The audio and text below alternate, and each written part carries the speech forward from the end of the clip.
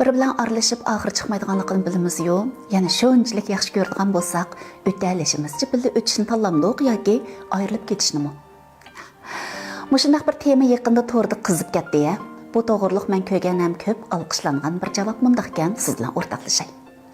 Men shunchalik holatda bo'lsa-mu, o'zimni to'liq beg'ishlashni, shu odamga qizg'inlik va ishtiyoqimni to'liq berib etishni xohlayman. Toki qizg'inlik va ishtiyoqim to'liq tugaganga qadar. Shundaq bo'lganda, hech bo'lmasa shu munosabatga yuz keladigan bo'laman. Uningga o'zimga bir javob bergan bo'laman. Natijaning qanday bo'lishi menga uncha muhim emas, chunki odamga hamon bir kuni ayrilish bor. Bu jihatdan qarasak, oxir chiqdi degan bilan chiqmadi deganning cho'ng farqi bo'lmaydi ekan. To'y qilganlar ajrashishi mumkin, umrning oxirigacha birga o'tdi degan bilan yana biri cho'qim birdan baldur ketadi-ku.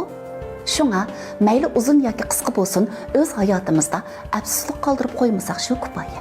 Xushallik bilan yaxshi ko'rgidek biraylarning chiqqanining o'zla qadrlashimizga arziydigan bir ish. Uning bilan o'tgan har daqiqa, qilishgan har bir parangnimi tomshib, obdan qadrlab o'tganimiz yaxshi. Biz uchun muhabbatlashishda eng zaruri shu.